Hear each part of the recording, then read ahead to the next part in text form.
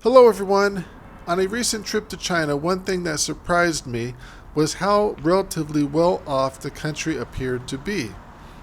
I was expecting to see a lot of poverty, such as like in India or maybe even the United States. However, what I did see in China's capital city, Beijing, were nice tree lined streets, newer apartment buildings being built throughout the city, with nice bike lanes and sidewalks, mostly well dressed people in public, and a newer public transit system and airport that services an entire city of over 21 million people. What I didn't see were masses of homeless or drugged out people in the streets, sidewalks that smell like urine because the homeless have nowhere else to defecate, and no boarded up or burned out houses or businesses in crime ridden neighborhoods where no one wants to live or could live, such as in parts of, say, Chicago or Detroit. Has America really fallen that far to where we now have to look to a communist country such as China for guidance? What went wrong? Why is poverty so rampant that nearly every major city in the U.S. is being overrun with homeless camps, and drug use is so bad that nearly 100,000 Americans are dying each year from drug overdoses? Is life really that hopeless in America? Poverty and drugs in the U.S. have done what the Soviet Union and Al Qaeda could not. America is rotting from the inside out, and you can see this when visiting almost any major U.S. city. Some might counter this by saying, oh, it's only a small percentage of people experiencing such problems, and besides, it's their own fault anyway. And there may be a little bit of truth to that. After all, these are still pretty good times. Unemployment is said to be near record lows in the 4% range. The stock market is at all-time highs, and America is the richest country in the world. Well, at least on paper, anyway. And let's look at some of these numbers a little closer, beginning with the unemployment is pegged at 4.2%, which is low, but is that number even real?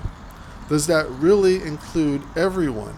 According to the government, the labor force participation rate, which measures the percentage of adults in the labor force, peaked in the year 2000 at approximately 67% and has been steadily dropping the last several decades and is now down to about 62%. This means that only 62% of working age adults either have a job or are looking for one. That 5% decline over the last 2 decades represents over 10 million Americans who, according to the government, basically don't exist and are no longer counted as unemployed. So adding those 10 million people back would give us an unemployment rate of approximately 10%, but there's more.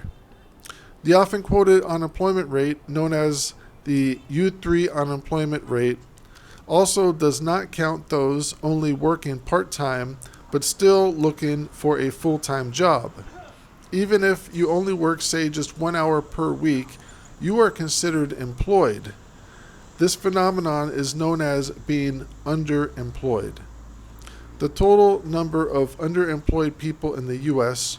who are still searching for full-time work are estimated to be about 7.4 million people. Adding back both the underemployed plus the decrease in the labor force participation rate, and the total unemployment number is now around 14%. That probably better explains why we are having such a problem with masses of homeless people in the streets and the abject poverty and drug use that is so visible in most major U.S. cities. Not only are the unemployed being undercounted, but the deep poverty problems that have been getting progressively worse are also being underreported. It wasn't until the recent government shutdown, which was one of the longest in history, that it became apparent some government programs, such as food stamps for the poor, which helps feed over 41 million Americans, cannot easily be cut back or underfunded, as this could lead to millions of people, especially children, starving right here in the United States. And even that number is an undercount, as it's estimated that a total of approximately 60 million people qualify for food stamps in the U.S., but only 41 million have applied and are receiving benefits. And there's other government programs such as the free lunch and free breakfast for children of low-income families, where the numbers really don't add up, as even in relatively wealthy cities such as Los Angeles and New York, the percentage of families who are deemed too poor to buy their children a meal are shockingly high. Over 2/3 of the public school children in Los Angeles and New York qualify for the free lunch and free breakfast program. And these are just huge numbers. 2/3, that's 66% of families of children who go to public schools are too poor to buy their children a meal.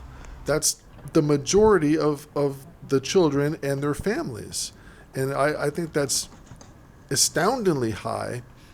And when you consider California and New York are supposed to have some of the highest paid workers in the country, and maybe even the world, so why isn't that showing up in this data? Is this another problem of more fake news by our media and government? Instead, popular media seems to be fixated on the personal life of what some billionaire celebrity does. Very little effort is being made to explain why these problems persist. Why do we have so many people pushing shopping carts in streets, or tens of millions of people in need of food stamps? Why do we have so many burned out cities like Detroit or Chicago, and all the thousands of towns in between? Once we get a better idea of why the poverty and all the problems that go along with it are happening, it starts to make a little more sense about what President Trump is trying to do with tariffs on countries like China, which in the grand scheme of things now looks more like grasping at straws than a real bona fide plan to bring some of the jobs back and lift cities like Detroit and Chicago out of the grip of poverty and crime that they've so deeply fallen into. Do you think President Trump is really going to bring some of these jobs back? Are the same corporations that basically sold out their workers and country just going to suddenly realize they want to move back to the United States and employ American workers again? Like a lot of things, this sounds good, but it's not likely corporations will easily be persuaded to do this. The government may have to go a bit further than merely tariffing imports in the hopes some of the jobs will trickle back. It's likely the government will need to either mandate or order that a certain number of jobs have to come back to fill this large unemployment hole. This might sound like something out of the CCP, that would be the Chinese Communist Party, but then again, maybe some of the things that the Chinese do aren't that bad. If the other cities in China are like Beijing, which, though is possible, I do have my doubts, as the one thing that the communists and American politicians probably have in common are they are both good at lying and projecting a fake image. But for argument's sake, if the rest of China is similar to Beijing, then the U.S. is far, far behind China.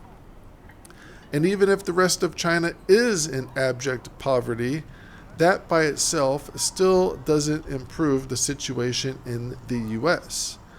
Yes, it might make some people feel better that someone else is even worse off, but that would just make two countries living in poverty instead of one. However, my impression of the Chinese was that they are hard workers and barring a completely corrupt communist government, I don't see why they shouldn't be well off. Like what America was once known for, the land of plenty, where vast poverty was just a third world problem. Yes, poverty might have always been here on some level, but that kind of poverty was just temporary. American know-how and technological progress would eventually lift everyone out of its wretched grip, and life was always improving and getting better. The American economic and political system was supposed to be so superior that these kinds of problems wouldn't last long. But somehow, many of those same problems, and even more, eventually did. But why? I will leave you with that question today, and that will conclude my video. Please leave your questions and comments below. Why do you think poverty, homelessness, and despair in the form of drug use are gripping so many parts of the U.S. today? Rate, which